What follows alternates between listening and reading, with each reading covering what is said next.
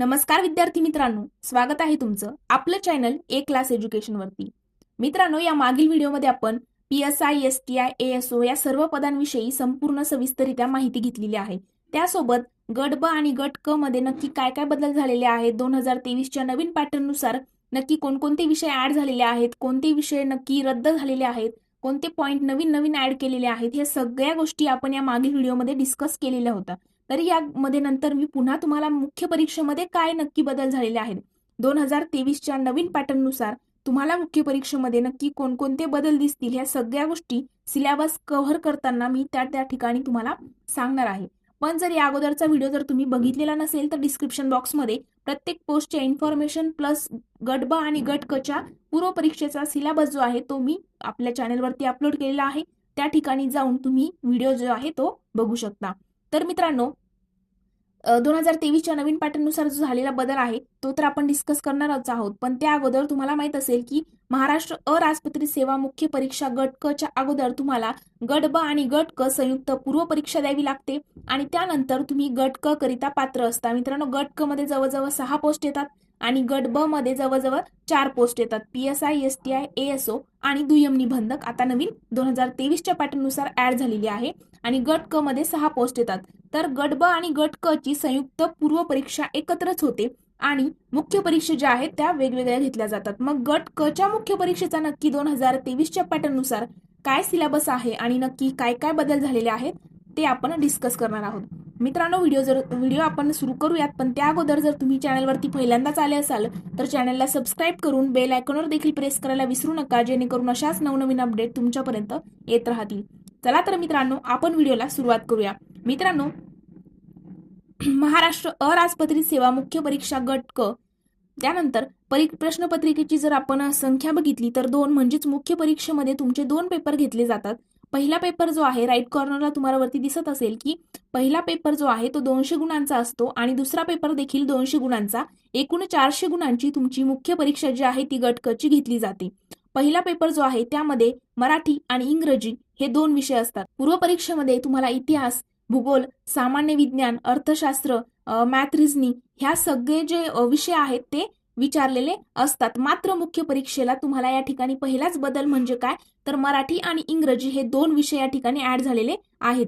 बघा, पहिला पेपर असतो मराठी आणि इंग्रजी। मराठीला 50 प्रश्न असतात, इंग्रजीला 50 प्रश्न विचारले जातात आणि एका प्रश्नाला 2 गुण या ठिकाणी दिले जातात। असे टोटल 100 गुण मराठीला आणि 100 गुण इंग्लिशला, असा पहिला पेपर तुमचा कंप्लीट होतो 200 गुणांचा।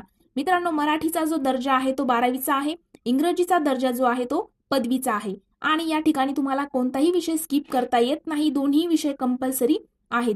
मित्रांनो, परीक्षेचा कालावधी जो आहे तो 1 तास कालावधी आहे। 1 तासामध्ये तुम्हाला हे 100 प्रश्न सोडवायचे आहेत।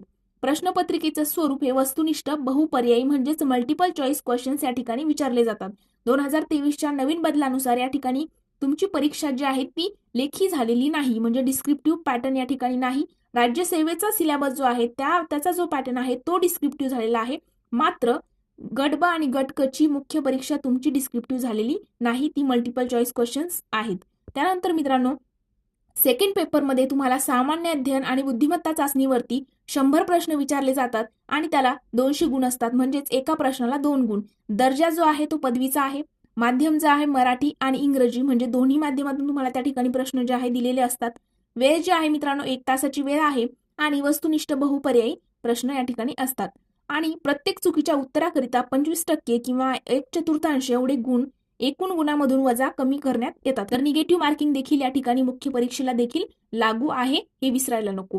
तर मित्रांनो, पेपर पहिला जो आहे मराठी त्यामध्ये नक्की काय अभ्यासक्रम आहे आपण तो समजून घेऊया।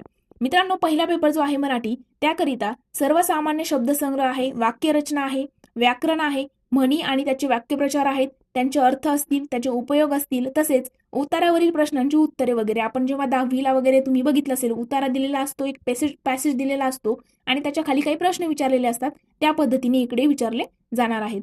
त्यानंतर इंग्रजीमध्ये पण तुम्हाला पूर्ण व्याकरणच करायचं आहे, व्हॅकॅब्युलरी असेल, सेंटेन्स स्ट्रक्चर वगैरे सगळं ग्रामर तुम्हाला या ठिकाणी इंग्लिशलाही विचारलं जातं। मग बुक्स वगैरे कोणते रेफर करायचे याचा मी स्पेशल व्हिडिओ बनवलेला आहे, डिस्क्रिप्शन बॉक्समध्ये लिंक देखील दिलेली आहे, तिथे जाऊन तुम्ही व्हिडिओ जो आहे तो बघू शकता।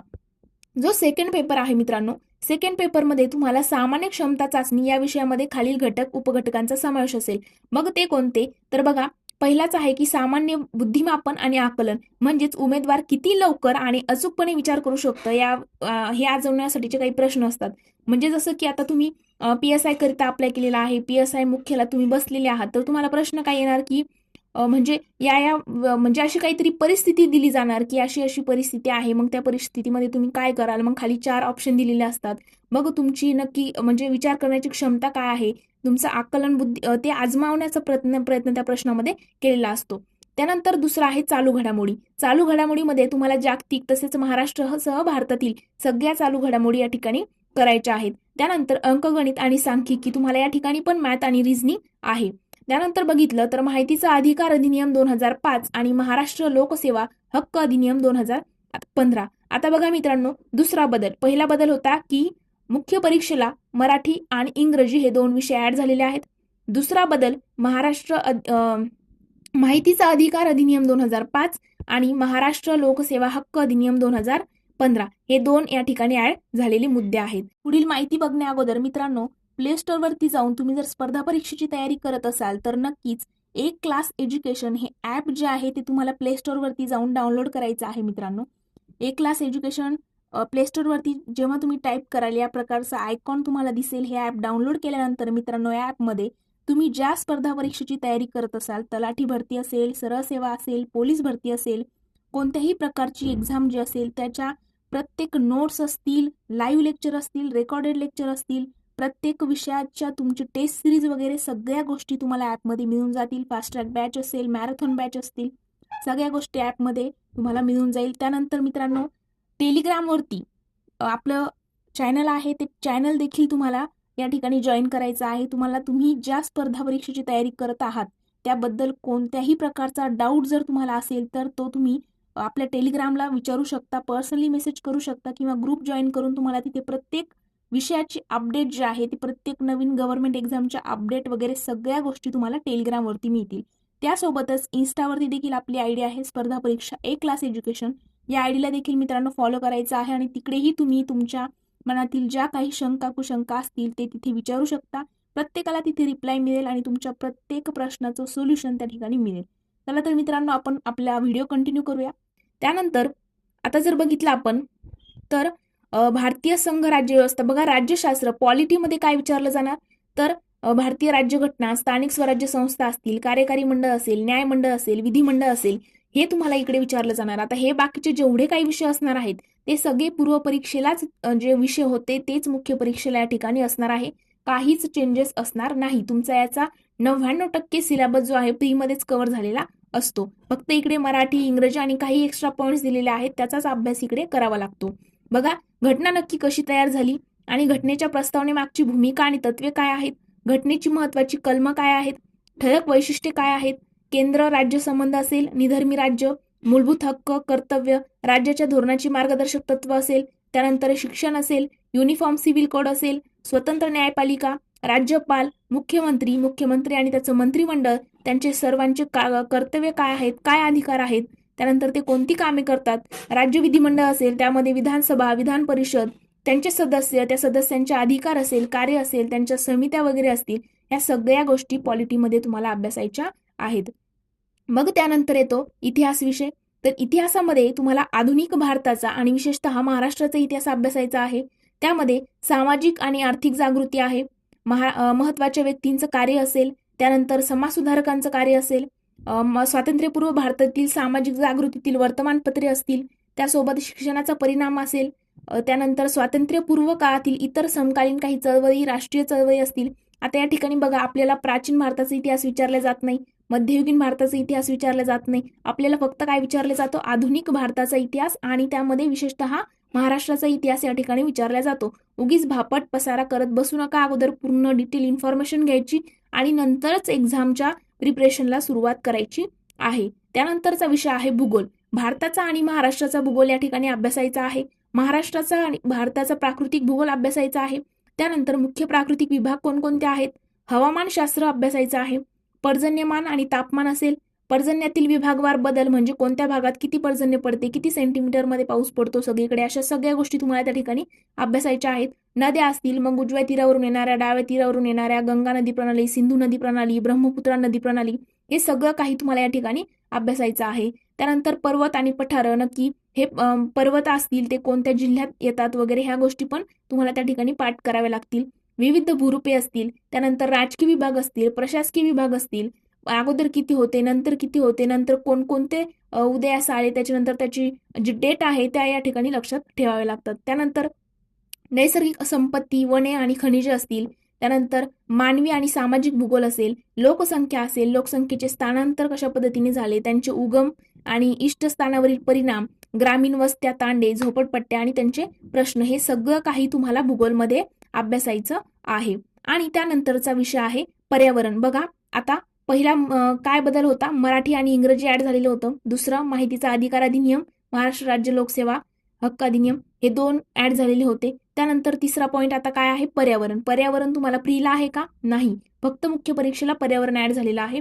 त्यामध्ये मानवी विकास व पर्यावरण, पर्यावरणपूर्वक विकास, नैसर्गिक साधन संपत्तीचे संधारण आणि विशेषतः वन संधारण, त्यानंतर विविध प्रकारची प्रदूषणे व पर्यावरणीय आपत्ती, पर्यावरण संवर्धनात कार्यरत असलेल्या राज्य, राष्ट्र, जागतिक पातळीवरील संघटना, संस्था इत्यादी, हे सगळं काही तुम्हाला अभ्यासायचं आहे. याच्यासाठी बुक्स वगैरे आपण सगळ्या गोष्टी अगोदरच डिस्कस केलेल्या आहेत.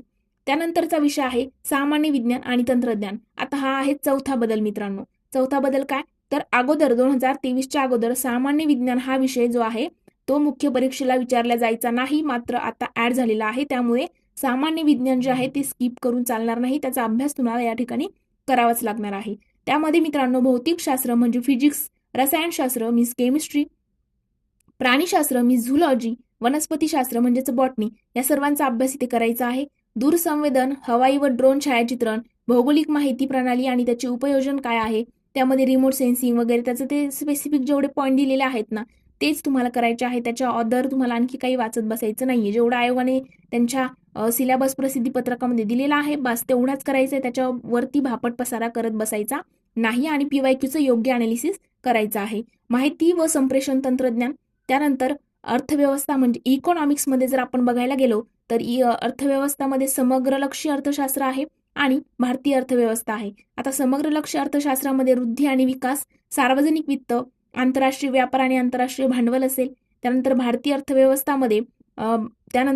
अर्थव्यवस्थामध्ये भारतीय अर्थव्यवस्थेची आव्हाने, आर्थिक सुधारणा, भारतीय शेती आणि ग्रामीण विकास, सहकार, मौद्रिक व वित्तीय क्षेत्र, सार्वजनिक वित्त आणि वित्तीय संस्था, उद्योग आणि सेवा क्षेत्र, पायाभूत सुविधा विकास, आंतरराष्ट्रीय व्यापार आणि भांडवल आणि महाराष्ट्राची अर्थव्यवस्था. त्यामध्ये मग बाकी अर्थसंकल्प, बजेट वगैरे ह्या सगळ्या गोष्टी तुम्हाला करायच्या आहेत. आता या ठिकाणी सहाय्यक मोटार निरीक्षक जे पद आहे मित्रांनो, सहाय्यक मोटार वाहन निरीक्षक, हे पण गट क मध्ये येणार पद आहे, पण त्याचा सिलेबस जो आहे तो हा नाही. त्याचा सिलेबस पूर्णपणे वेगळा आहे. त्याची एक्झाम जी आहे ती 300 गुणांची मुख्य परीक्षा घेतली जाते. त्याबद्दल आपण नेक्स्ट व्हिडिओमध्ये डिटेल डिस्कशन करूयात. चला तर मित्रांनो, आजचा व्हिडिओ इथेच थांबूया. जर तुम्हाला व्हिडिओ आवडला असेल तर व्हिडिओला लाईक, कमेंट आणि तुमच्या मित्रांसोबत देखील शेअर करायला विसरू नका. आणि त्यासोबतच आपल्या चॅनलच्या अबाउट सेक्शनमध्ये इंस्टाग्राम आणि टेलिग्रामच्या ग्रुपची लिंक दिलेली आहे, तिथे जाऊन फॉलो करायचं आहे. आणि त्यासोबत आपलं ॲप जे आहे प्ले स्टोअरवरचं तेही डाउनलोड करायला विसरायचं नाही. चला तर मित्रांनो, आपण इथेच थांबूया. Thank you so much.